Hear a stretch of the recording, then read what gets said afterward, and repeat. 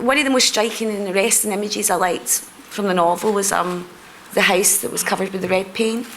And I felt that she was in an episode of this place. You know, she's stuck in this place, and it's the light is red, and everything's red, and it's reflecting. It's guilt. It's about guilt. The whole film's about guilt.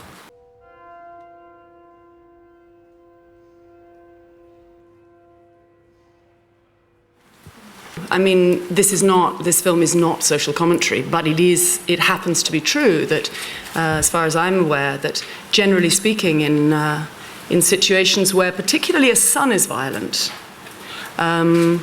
it's always the mother's fault. I think that's right. I think it was in the book, and something that we wanted to put in the film was because Eva feels so guilty and so responsible, she keeps herself in a situation where she's punished again and again because she feels like she deserves it. That's why she goes and visits her son again and again, and that's why she stays in the same area where the thing happened and everyone knows who she was, because she doesn't feel like she deserves to escape from it. She deserves more and more punishment, so she brings it on herself.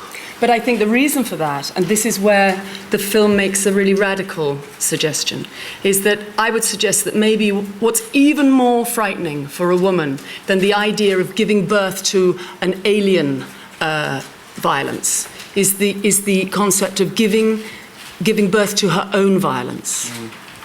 She's violent. She is as violent as any of us are, no more, but certainly no less. And I think that one of the terrible kind of hog-tied positions that anyone who's just given birth to a child will find when they're sitting in a hospital bed. I wish it was in a hotel again.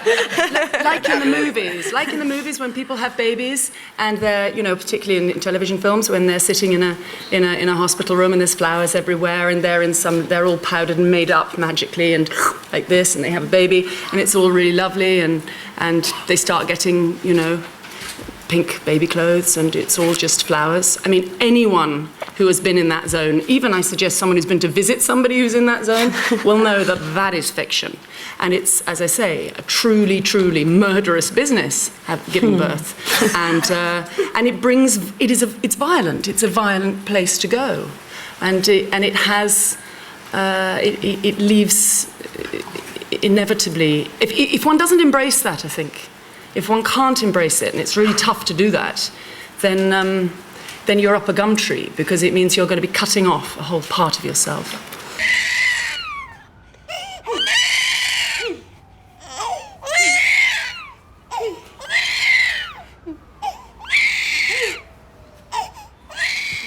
The baby is screaming, and what is she doing? She's remembering what it said in some childcare book about smile at your baby. You know, that's the beginning of the disconnect, and the disconnect never ends. I remember when we were preparing it, there were moments when we fantasized about alternate titles.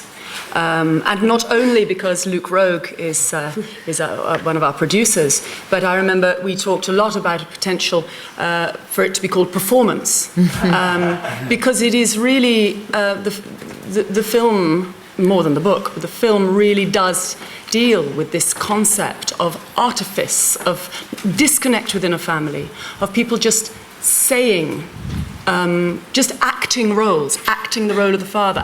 Hey, buddy.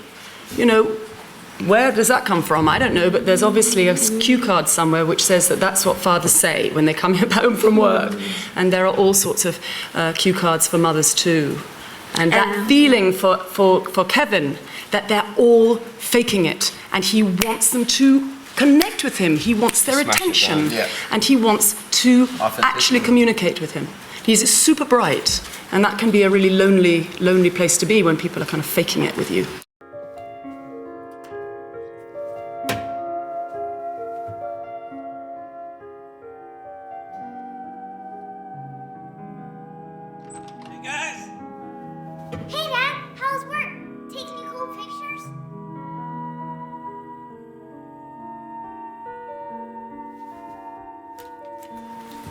I think words in many ways makes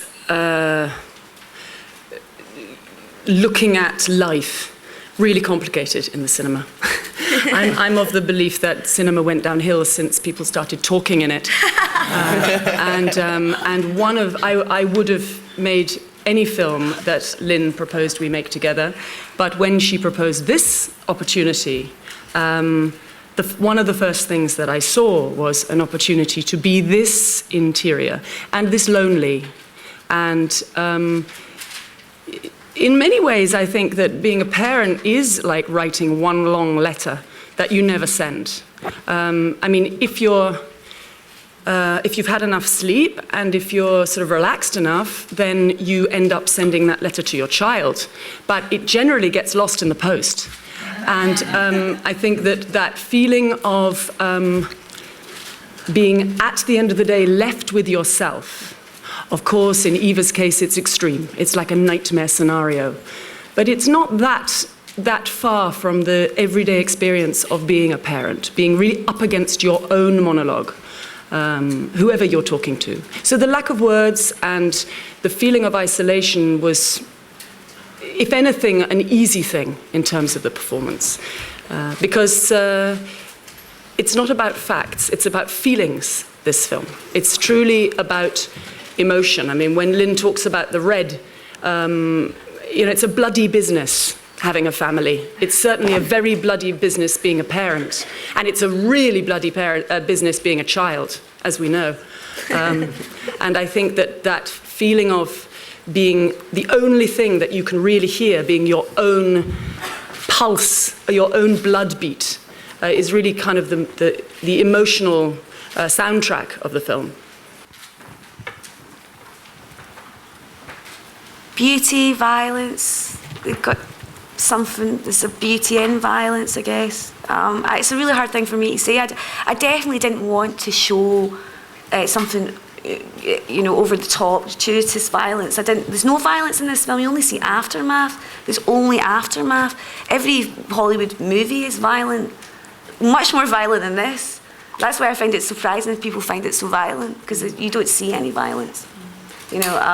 In terms of images, I just think in images and I think in sounds, and that's what a filmmaker is. So, I'm not a novelist. I don't write books. I write in images, and I think we work really. I think there's something more shocking about seeing beauty next to horror. That's what makes it so powerful. Is that you can see something absolutely disgusting, and there are still beautiful things surrounding it, and it's that contrast that makes the film powerful. I think.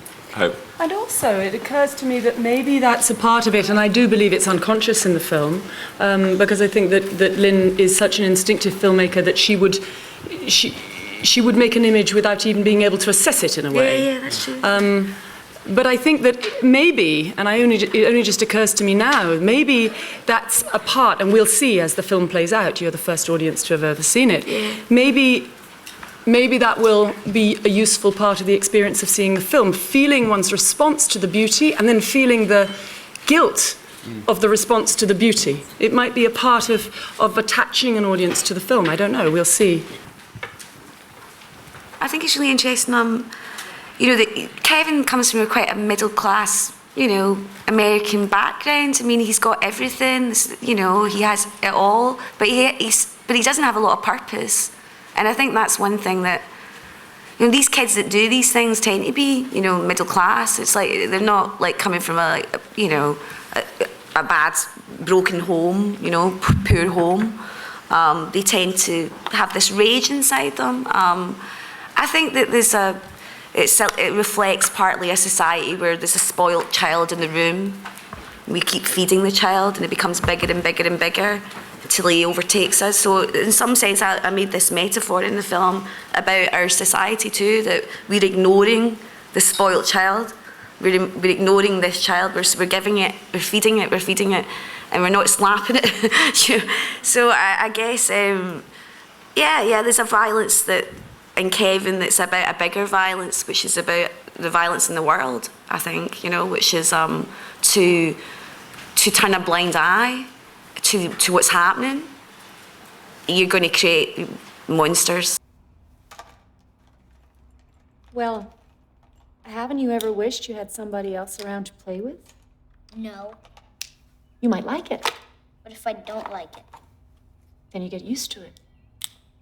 Just because you're used to something doesn't mean you like it. You're used to me. Yes, well, in a few months, we're all gonna get used to somebody new.